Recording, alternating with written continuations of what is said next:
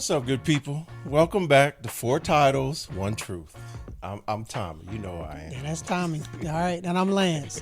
And today's episode is all about the beginning, the moment that changed everything for us. We're talking about how we met our wives. And I'm going to just tell you this. Behind every strong man, there's a stronger woman. Yes. With a finger pointing at you. And a side eye. Uh-oh. Facts, but not really, because we don't want to get in trouble. Okay. Mm-hmm. So let's get into it, y'all. Tommie, do you remember the exact moment you met Nikki and what stood out the most? The exact moment I absolutely remember. We were in Fort Eustis, Virginia. Fort Eustis. Yeah, I was stationed there in 1999. And so I was playing basketball, and I had noticed a young lady walking by. And I was like, oh, okay. But playing ball, so wasn't stopping or anything like that. And you a were little distracted while later, on the court. yeah, I'm focused, man. And a little while later, I noticed the same young lady, and she's leaned up against the wall, propped up against the wall, like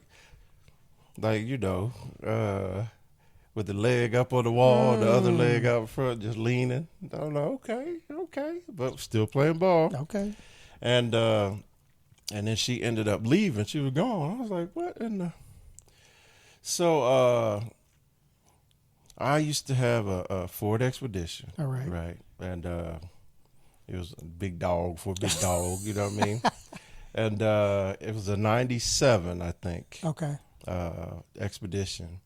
And it had 20s on it.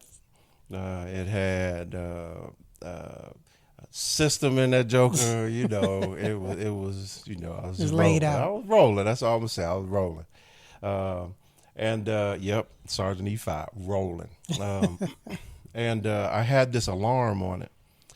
And the alarm was a proximity alarm. Okay. So if you got within 10 feet, it chirped. Okay. If you got within 5 feet, it chirped twice. Yeah, and then if you touched it, it was going off. Yeah. Ooh, that's sensitive alarm. Yeah, Boy. it was getting. I always parked away from everything, right? So I finished playing ball, and then I come out the gym, walk up to my truck. How about there's a phone number on my windshield wiper? So she knew what ride you were. I don't know how she knew the ride, first off.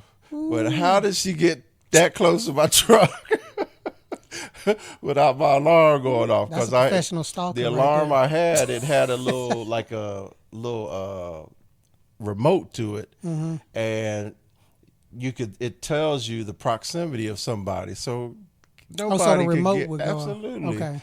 So you can't go up and touch my truck without me knowing it. Apparently, you could. Evidently, right.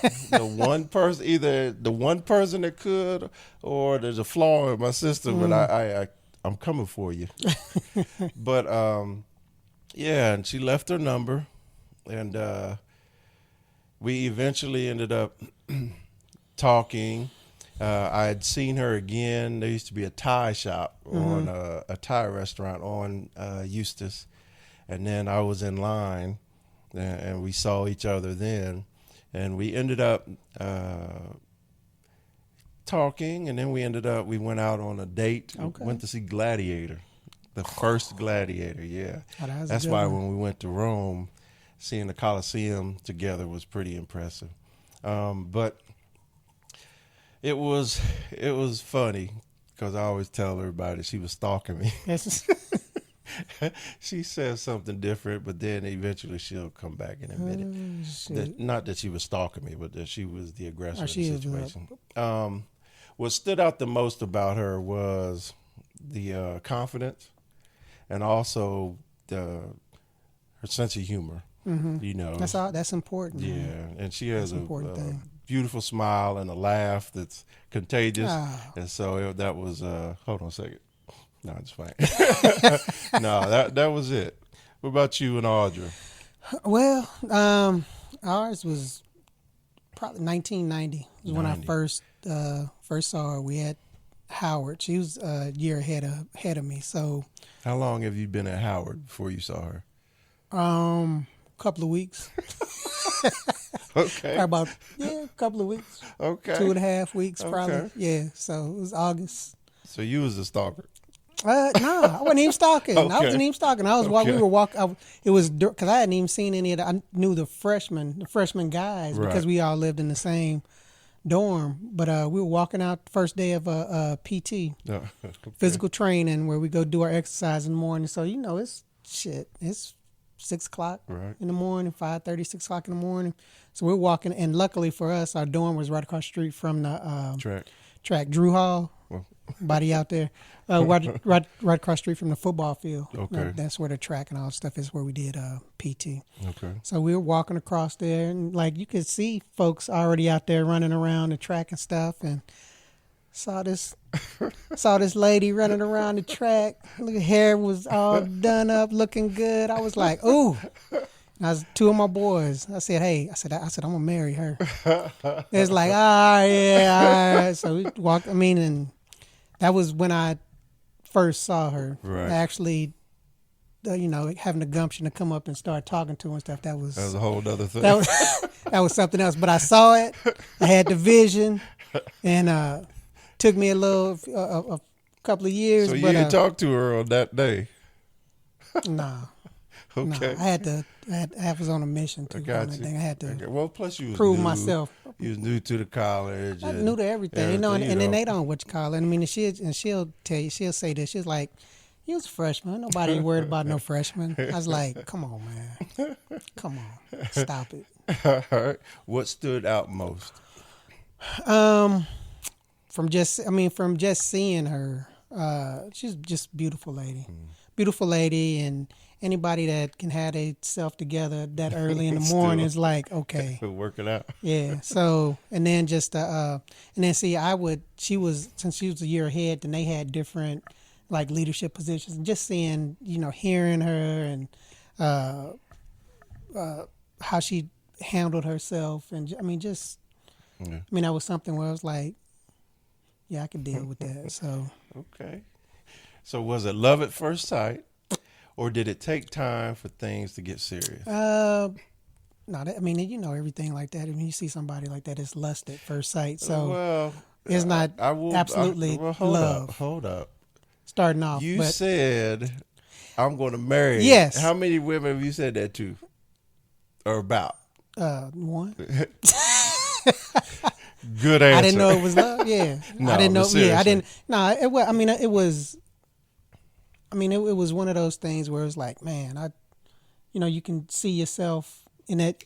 Yeah. That blink of an eye, that quick moment. It's like, man, I can see myself with her. And then you think about it a lot. It's like, yeah, and you learn like where folks are from, because learning she's from the Mid. I was like, I'm from the Midwest too. It's okay. You're from Ohio, but wait a minute. I can still. I can great still state. take that. It is. Y'all it know. is. I love it. I love it now. But just I think the longer that the more that you learn about somebody, and then again, like our situation where it's like, I would talk to her, but it was still treating us like freshmen. But and then she also had boyfriends, so it was like, so it was one of them things where it was like I wasn't planning on being a home wrecker or trying to compete at. Immediately. Yeah, right there. I had to get myself straight and learn the lay of the land, but it was there. So how long did it take for you to talk to her? If you remember? Not that long. You try to just do shit where you try to, say, hey, what's up? Hey? Or try to make small comments. Probably because we were, you're on different schedules. Yeah. And you don't see everybody. On time that you would see everybody in the unit down there was PT. On a lab day Thursday. Oh, okay. Well, PT, and then on lab day when everybody, you go out and you do your formations and you get together with your group and your class and your whatever platoon and stuff you're in, and right. So probably it's probably at least by mid-September. I was trying to make small conversation, but I wasn't getting anywhere. I wasn't gaining any ground. That, hey, I'm over here. Yeah, but I was always a good friend, So, but we really started hanging out probably my sophomore year. Okay. So, and things started getting being a little more. I guess I'll call it a little closer, but a little more closer friends. Right. Yeah. So. Okay. So it wasn't love at first sight, but it was absolutely attraction at first sight. Mm-hmm. The issue was when I saw her in uniform, she was a PFC. Oh. She wasn't in my chain of command, and the rules were a little looser back then. But she was. I think it was a PFC. I can't even see her as a PFC. She came in older. She came in. I think she was 24, I believe. Okay. So she came in, and this is what's most amazing about her is the fact that she sets goals. And she runs and gets them. You know what I'm saying? So she came into the military with the purpose of doing 20 years, establishing benefits and all that stuff for Kaylin. So she had plans. Absolutely. Yeah. So she was a different level than your average private. She was grown. Yeah. And the first time I saw her, I was impressed, right? Because she is amazing and yes, she got that. I know. She got that thigh, you know what I mean? But so as he walks, it's going to get attention, and she, like I said, she laughs and she doesn't take herself too seriously when she's comfortable in a situation. So that was the most amazing thing about her, and the reason it didn't get serious immediately is because of me. Because I was Army. Tommie. No, I was Army. I was Army. So, like, first time we really had a conversation together, I'm a Sergeant E5, she a PFC. So I'm like, I got to mentor and develop this young lady. So I asked her, how do you perform a function check? Oh, my God. But it just goes to show, right, that for a long time between Nikki and I, my mindset was completely off compared to her mindset, So she's interested in a relationship. I'm interested in a relationship, but I'm also trying to develop a soldier, trying to check her on her military P's and Q's. Yeah, so... to get you like, it wasn't love. It was love at first sight. It was interest in first sight for us both. Then she heard me talk. Realized she was like, realized I was an Army guy, and she, start walking back some stuff. She was born and raised around a large base. See, that's good. Yeah, at least she has ideas. Yeah, so she was like, this dude, and so our relationship was. I think her mind went from, all right, this ain't gonna be a relationship thing, but we still hung out. Okay. We was cool. No, that's good. Yeah, and then it took for it to get serious. Like 2006, before and I'm not talking about serious locked up in a relationship. I'm talking about serious on our approach to each other. Okay. It was wait till 2006, man. I mean, I understand because it was about 3 years before we started, that romantic type of deal, So because what happened was she ended up going to Korea.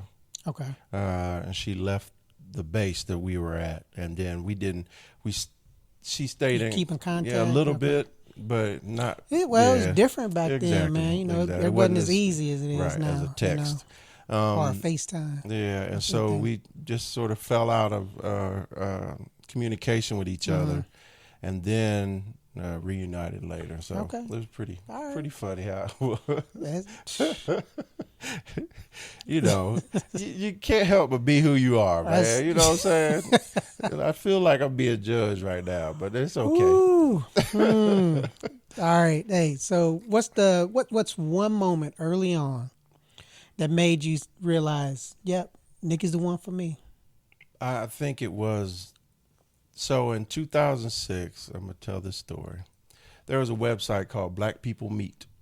You ever heard of that? Mm-mm. Okay. So it was a dating website. Okay. For I think I had. Okay. Well, you I think were married. I had. So you didn't have to worry. But so I was a drill sergeant. All right. And so drill sergeant, you ain't got time to meet nobody. And because you got to make missions. You got to make missions. Yeah, and you're always going. So I got on that website. Okay. And did the initial set the parameters, and I did the initial search, and I'm just flipping through it, and I see this beautiful woman. She's in a mini skirt, and she's posed up against her Acura truck. Oh. Yeah, and I'm like, who is that? Jacksonville. She's in Jacksonville, Florida. And I was like, that can't be. So I'm like, is that? So I just sent a message. I said, is this the Nikki Boynton? And eventually she replied back. She said, it is. Is this, and that's how we reunited. Oh, wow. On a dating site. Well, thank goodness for that dating site. It was crazy. And but the thing that was different about this is we were at a distance still, because I was at Leonard Wood and she was stationed at Benning. Okay. And we were forced to talk on the phone because I didn't have no time, and so the more we talked, the more we became, like you said, like the friend thing. Put the effort into it. Yeah, so. But it wasn't. We didn't approach it as dating in the beginning. It was a reunion, and then we just kept talking. Yeah, and then one day, I can't remember if she invited me or I invited myself. Probably I invited myself, but anyway, I had a weekend free. Matter of fact, we just graduated, so I think we had 4 days before we picked up again. And I shot from Leonard Wood over to Benning. Yeah, and then that's when we realized it was different this time. Okay. And so that was the first moment when I started to think that something's possible. Okay. With Nikki. That's good. Yeah. What about you? That's good. So again, like for me, it was like freshmen. I mean, well, for me, I knew she was the one. August of 1990. August 23rd. Okay. Yeah. Okay. But for real. Probably after sophomore year, then we'd start talking on the exchange, get phone numbers, and you start talking on the phone more. And she used to call me I don't know if it was she had a little call rotation or what, but I know right around bedtime I was always getting calls. So I was I'm the last one that I'm the last one who she talking to. So I'm gonna be in some dreams and things like that. So my chance. Yeah. But so I mean, it was just the more that we talked, the more that we hung out, we go to the movies or go out there. They had a little job, so I'm trying to hey, I got some money, let's take you out there. Yeah, that's right. In the Corolla, right? In the Corolla. No, you know what? Actually, the sophomore year, I had a Buick LeSabre, an '87 Buick LeSabre rag top, gray, red, the spoked hubcaps was rolling. But then, the junior year, I got the Corolla. You upgraded. I got the Corolla because my LeSabre got burned up. That's another story. Okay. But she used to borrow my car. She borrowed my car to go to grocery store. This indeed, and I'm letting her borrow my shit. Of course, parents don't know about and me being a parent now, right. Like. That girl borrowed your. What's going on? Of course you can. Yeah, because that was a That was a nice little thing to have a vehicle. But no, I mean, just the more we talked on the phone, the more we hung out, the more same thing like you said, the similarities, somebody getting your humor, and then again, I mean, it's just a beautiful person, somebody who you could just, and I know she had her family was close, like I mean, just all those things where it was like, man, this is start to could find get along, out yeah, about could it, actually try, start getting along, as we got closer to the point where we actually started, dating and being a boyfriend girlfriend thing, where then you really start meeting family and meeting folks, and it was like, oh man, yep, it was good people. Yep. So y'all started dating your sophomore year? No, shoot, we didn't start dating till was it my first? You can call it either my first freshman year or my second junior year. Explain, please. Explain, please. So I was a 5-year candidate in school because I changed my major, and then going from biology to nursing, and nursing is like on a strict. They offer classes at certain, only at certain semesters, so you get pushed back depending on where you are in when you decide. Yeah, in the thing. So it pushed me back like a year. Okay. Or about a half a semester. But yeah, once we started dating, and I didn't know, because again, she had a boyfriend. When y'all were dating? No. Come on. Audra. Come on, Tommie. Stop it. Stop it, Tommie. No, she had a boyfriend when we first got there. When I first got there, then she had another boyfriend in between. They had broke up, but I wasn't. Right. I mean, and I look back at it, and it's like I wasn't ready to have a girlfriend, like that, or thinking I wasn't thinking. I'm no, I get 19, it. 20, and I'm where I am in D.C. at my school, and I was in my 20s and 30s and still wasn't ready because I'm an idiot. But anyway. But when it happened, but so it was summertime. She had sent when people used to still write letters, I got a letter in the mail because I was at home, and I'm sitting there reading the letter, and this was like in, I guess, July. Sitting there reading the letter, she telling me that I have a boyfriend and blah, blah, blah. No, professing no love. Wrote a poem too. Yeah, it was all of that. All of that good stuff. But whatever, I kept trying to remember what was all in the thing. But it was just hey, how you doing? Surprise. Think about you. But so I'm like, oh, snap. I got it. Yep. So then I went downstairs. I told my father, I said, hey, I'm going to go back to school a little earlier. So I went back to school about 2 weeks early. I was staying with my couple of my boys, and she was already back. Yeah, because she lived in it was called the Towers. It was like a little apartment type thing that was sitting up there. So yeah, she was already there, and how you doing? Yeah, start hanging out a little more. So let's go a little forward then. When did you know you were literally going to propose to her? I knew probably because we probably started going out and being boyfriend girlfriend probably like September time frame, and by December, I knew because she was she was going to be graduating in May, and that wasn't why, but I knew she was graduating in May. I knew that she was getting commissioned. She was going to be on active duty, and knowing like all of the systems, it's like, oh, we need to try to we want to try to be stationed together. We knew that we needed to be married, in the married couples program. Right. She wasn't, we weren't married, so and I knew that I still had another year left to finish. So, but December, I knew. Because I've been talking to this woman, hanging out with this woman, and I finally got to meet all her people and family and stuff, and it was just, I was like, I'm good, man. You know, I mean, I'm happy. I mean, just, you know, happy, and Right. so.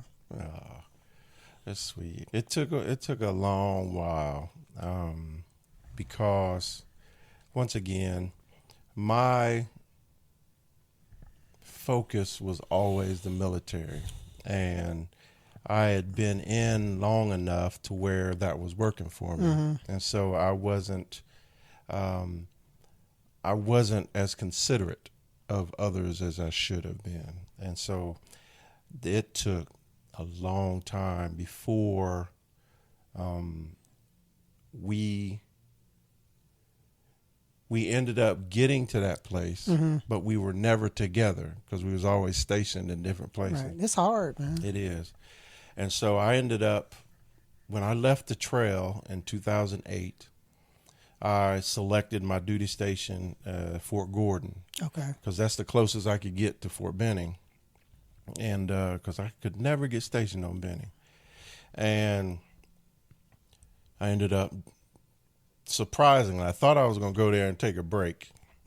But I ended up going there and then had to help reestablish the ITO there, Installation Transportation Office, because I was a senior transporter on the installation. Okay. And then we stood up the unit, took it from a non-deployable unit, changed the name, and then stood up the brigade, prepped it to deploy. Then we ended up going to Iraq. So the time there was a blur, wasn't a break, because I took that duty station for our relationship, but I also felt I was sort of throwing the flag in on the career, because going to Gordon, I envisioned it as a step, because it's a signal place, and there was no real major role, because, like I said, the unit I was going to wasn't deploying. But it ended up being a hidden gift, right? Yeah. But I think when I went there, I did it with the right intentions. But I think that, once again, everybody, please remember, I was still on me instead of other people. And that's horrible to say, but it's taken me a long time to be able to say it and admit it. And so. Because what was your rank at that time? E7, Sergeant First Class. Yeah. And so by the time I got to Georgia, I was starting to get looked at for E8. Okay. So I felt that, oh no, I'm taking a step back. I made this decision because I was like, ooh, she might be the one, you know. And then I was convinced she was the one, but I was saying it but not acting it, if that makes sense. Okay, no, yeah. And so ended up going to Georgia, and we did see each other more often because it's not that far. But I instead of getting there and having a break, I was still in the fight. So that meant my energy was still focused on the military, and I didn't give enough in our relationship. So that delayed even longer. So that's the history of our relationship. You know, it's her being in a moment that she would be ready, and then her realizing that I'm not ready, and then us falling apart from each other. And it's a combination of me and mistakes I've made and just the writing on the wall sometimes, you know. And so the unique thing about our relationship is we always circled back, right? And that was the pull that I noticed specifically by building that friendship when we reunited again at that moment. Man, so that was the biggest thing for us. I can tell you is when I tell my kids, I tell folks, is like to be friends with someone, because if you go in there just with all of the physical and it's not going. It's empty. I mean, yeah, it's empty. doesn't mean because it's like after you do whatever you do, then what you gonna talk about? Or how, do you really want to? I don't know. Be around this person because it's like if you can be with somebody and y'all don't have to say nothing or don't have to, you just being in the same room with them and you're fine. That you're good. You're fine. But see, that's the thing, right? So you always when you become real friends, you want to tell them stuff about your day. You want to tell them stuff about what's happened to you, and then when they're not around, then you miss that. Yeah, and then that's what helps a knucklehead like me start to realize. So when were you able to turn it off? I guess the Army piece, say like, okay, I was never be able to turn it off or get it to a point where you're balancing it, where it's like, okay, I can still be the man and still be the man for this woman. Yep, man. So because that's ultimately what you're supposed to do. Yeah. Well, what you needed to do or what you did do. Yeah. In order to, you just didn't. It was a while, man, before I came to the conclusion that she's before me. Okay. It was a while, and that there was a combination with her serving in the military as well, right? And so, because did she already go over to the officer side by that time? Yes. By the time we got serious, yes, that was okay. Yeah, it was. It just basically was me, not realizing what was in front of me. I guess is the best thing. The prize that was in front of me, not just smart enough, emotionally available enough, and mature enough to realize what's in front of me, and that's what took a long time. Because they actually, when I say they, I'm talking about folks. If you got wives or husbands or whatever, they give you some more support, to make you even better. And more encouragement to even make you better in your job, and I hear you. Yeah, I hear you. And you're right. There's nothing like having your best friend with you. Yeah, that's true. So looking back, how did being in the military affect how your relationship developed? And I sort of hit on it for me. Yeah, well, for us, because we were, when we got married, because we got married in '94. Yeah, she was September just 94. In the Army. And she was just in the Army and getting stationed in Korea, and I had a year left of school. Okay. So it was we were still growing up, still maturing. So for us, being in the military, it was okay. Now we're for real grown folks, and you're married. So now you're working on the thing that you're talking about is. Okay, how are we going to be successful as married career soldiers, or and officers in the military, in our careers and in life, in life when you're still learning, because you're young and you're still dumb. Because I look back at it now, and I look at my kids who aren't in relationships or anything now, and they're older than what me and my wife were when we got married, and I'm like. Yeah, they're not, and I'm like, we were ready, were we really ready? It was different times, I know, but it's we grew together as far as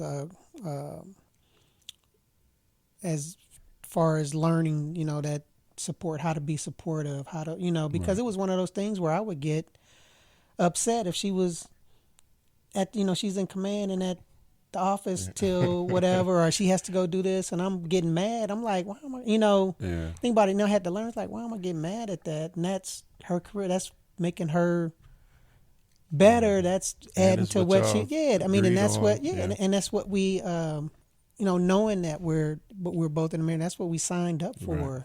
So it's like I can't get upset at that. I need to not try to not worry about or try to argue about that little, look at it, looking back at it, and I was like, that was some petty ass crap, not doing that stuff in the time that we did have, the off time we did have together, and have the fun, you're talking and having the fun with stuff, and just like, so that for us, that piece was we're growing up and learning, how to deal. Yeah, how to deal with that. How that jealousy piece of that. Just all of that little stuff that you can see younger. So but it's like by the now it's just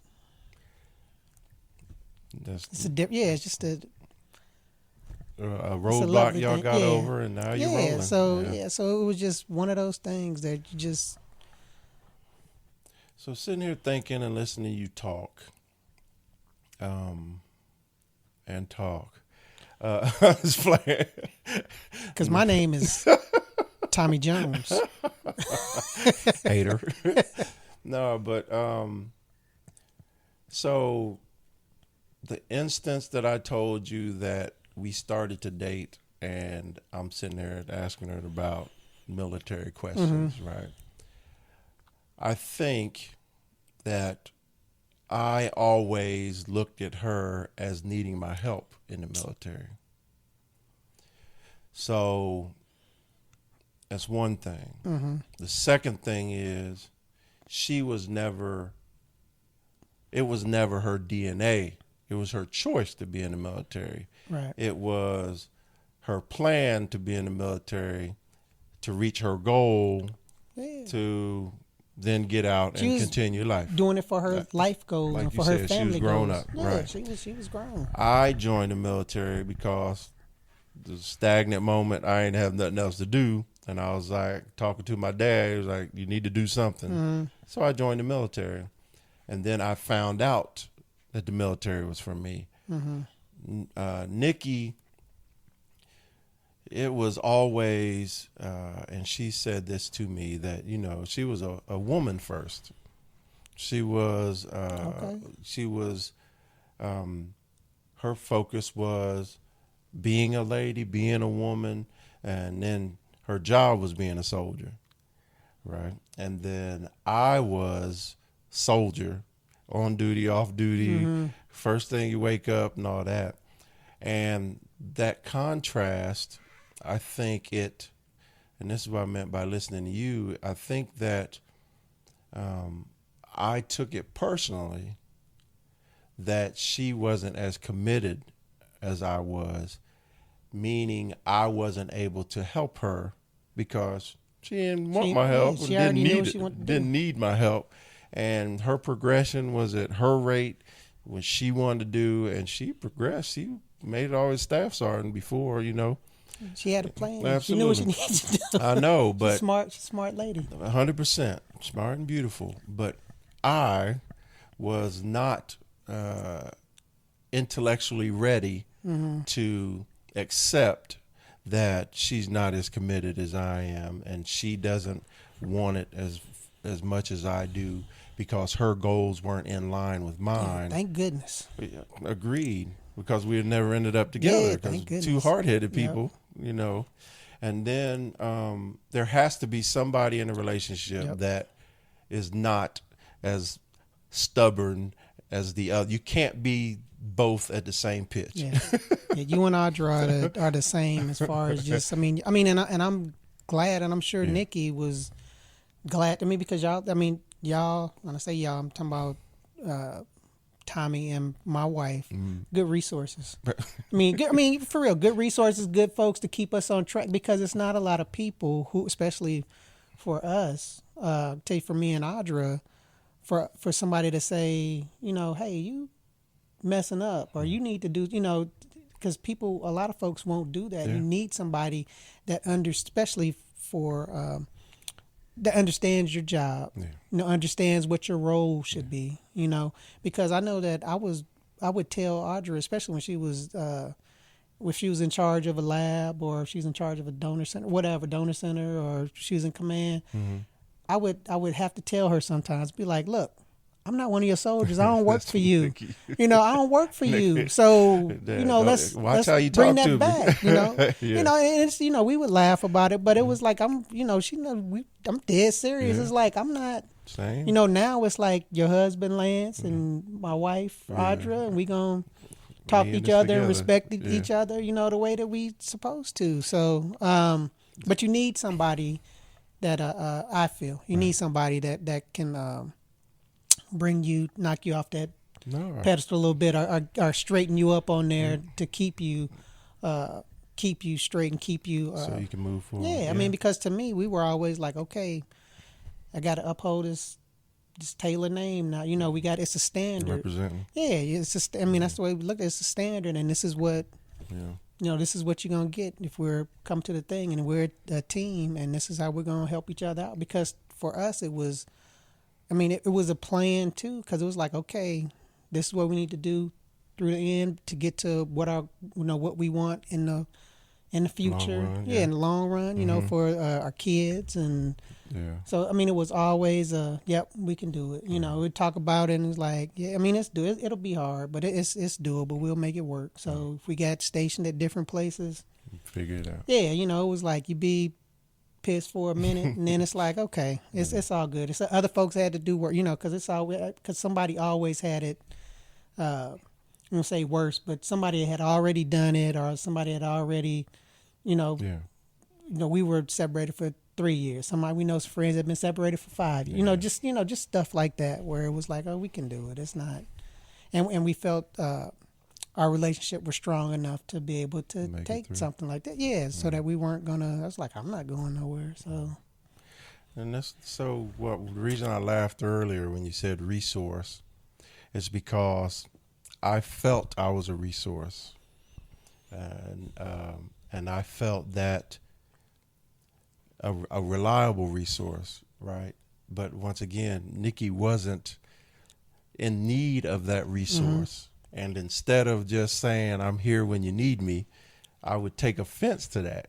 You know what I'm saying? And like I said, it's just, it's something I've learned myself very well over the years. And the reason I've learned myself is Nikki, because sometimes in leadership, you have to push through, right? And you have to take on that face and just march forward, And to be honest, just for people who aren't in the military, when you go out on a mission in combat, as a leader, you have to acknowledge that it's possible that some people are going to die. You have to acknowledge that because it's combat. But you still have to make that decision to go. Once you lead, so a FOB, right? It's a forward operating base. Forward meaning it's in a combat environment, and we call it FOB, F-O-B. The FOB is the safest place in combat, but even that gets attacked, right? Even that gets incoming rounds, right? Mortar rounds at any moment. So you understand that there are consequences just being there. But when you leave those wires, that's where the unknown is. And you don't know. Of course, you have your intel, right? And they do their best to get as specific as possible, intelligence. But you still don't know once you leave those gates, is everybody going to make it back? Yeah, the risk, that shoots threat through the level, roof. risk level, whatever goes way up. Because that's what, I didn't have to ever go out on any missions off the FOB. But you saw the results of it. Yeah, I saw many of the results. And we got the, what you were talking about earlier about the mortar rounds, and we got those all the time, and not knowing the thing about those is you don't know where those are going to land. Absolutely. So it's like, it's not real, you're trying to say it's not really a good place to know that, it's going to land over by the laundry stuff. You don't know where those things are going to come into and land whenever they get fired off and coming into your area. So Which is why most veterans who've been to combat, when they hear those alert and alarms, behind that, the expectation is mortar incoming rounds.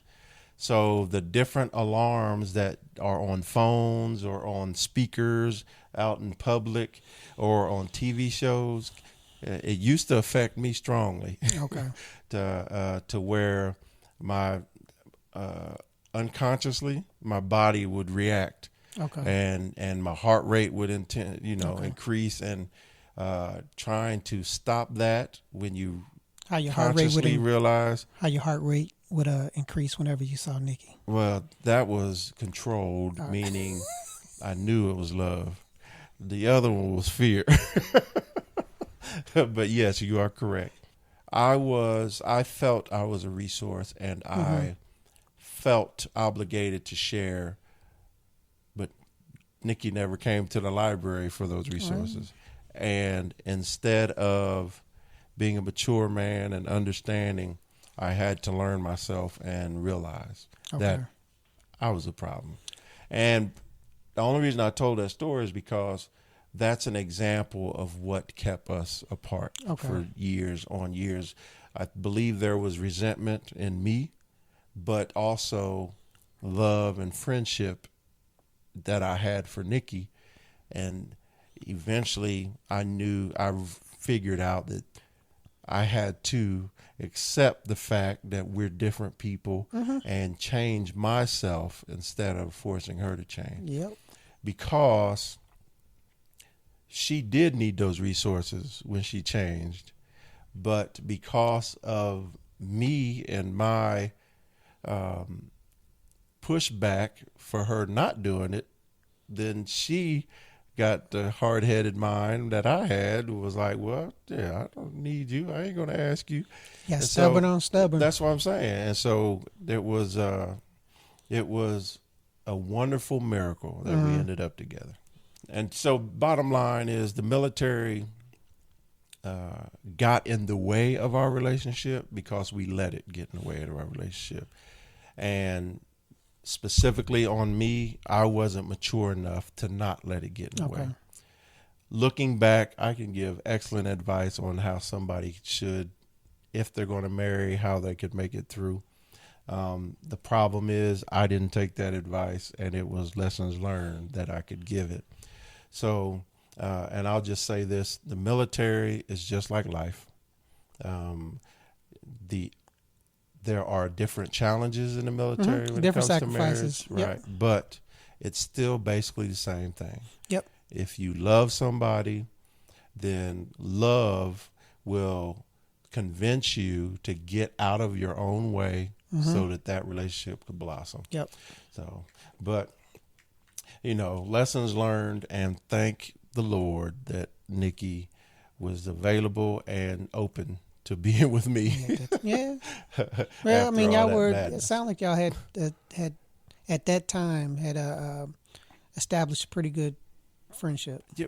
Well, like I said. Friendship plus, you know what I mean? You start to, like you just start said, being more adults. You're adults. You're more mature. It's just like you start looking at things, looking at yourself, and looking at, life. This is where I want to be in the future. This is how I want this to play out, where I know that I'm going to feel happy and safe and all of those good things. When there's a good person in front of you that checks all the blocks, the question is, are you man enough or woman enough to admit it and then go get it, right? And not stop getting it. So.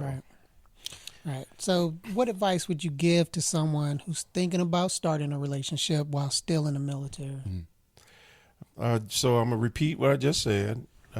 Being in the military is no different than not being in the military when it comes to a relationship. So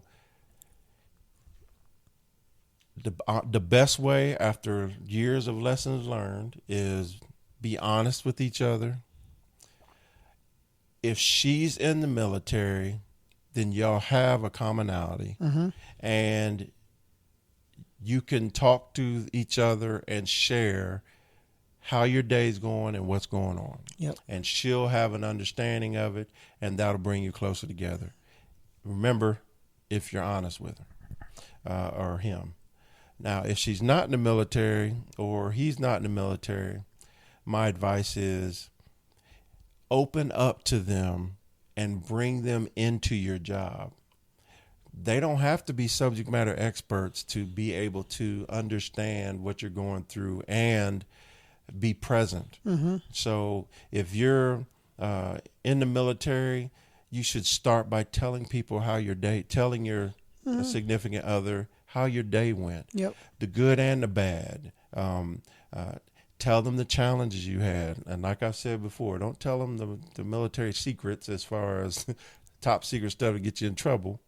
But share with them so that when you do come upon hard times, they're aware enough of the situation that it doesn't feel like you're talking to a stranger. Because they can relate to your problem because they've understood the situation, and you two can make it. Because communication and leadership isn't pigeonholed into this is leadership and communication for nursing. This is leadership and communication for transportation. That's all. That stuff is all the same, you know. Because and that's good because you want somebody to ask you. I mean, that doesn't know about your, you know, absolutely know everything about your job. You want somebody to ask you a question about it because that makes you think about what, you know, how you're looking at a certain situation or whatever. Because then it's like, oh, okay, maybe, you know, it helps you walk through it and talk through it some more. But as far as it's doable. I mean, and exactly what you were saying as far as having a relationship in the military is no different than having one on the civilian side. And the thing that we've been pushing and telling, I don't say pushing, but things we've been talking about is you have to be friends with that person. You have to have some type of commonality. You have to have some type of wanting to be around that person. Because if it's somebody who you only want to be around for an hour a day or two, then that's not the one for you. Yeah, that's not what you want. You know, if it's somebody who you don't feel like you could talk to or share things with, or if it's not that person who you want to say goodnight to, you know, the last person to say goodnight to, or see, or talk, you know, at the end of the day. Think about when you're away I mean, from that's not the person, and that doesn't matter if you're in the military or not. The military piece, where it comes into play, is having somebody that's familiar with the military makes it a lot easier. It erases one obstacle. It makes it a lot easier because then they know, you know, some of the hardships and some of the challenges that you're going to have from time to time. But it raises other obstacles. So and if you're dating somebody that's not in the military, you have to explain to them what your job is and what you do and some of the things that might come up, or, you know, last minute recalls, and I mean just deployments and all of those things like that, so that they understand, so that you can give them the opportunity to say, I don't know if I can deal with this, or get an opportunity to ask questions, more questions, so you can explain to them like, oh, okay, I can relate to that, or I want to stick around and, you know, be part of that. So it's just it's a communication type thing whenever you get into any type of relationship. And again, you just can't jump right into the sack, you know, and think that, okay, everything's going to be great, everything's going to be hunky dory, because that piece is it goes by quick. Lacking. Yeah, it's not. It doesn't have the substance that you need to be with somebody who you want to travel with. And we're not saying that can't make it. We're just saying that it's more than that. Yeah. And it's like speaking from someone who's been in a relationship that was, if it wasn't for our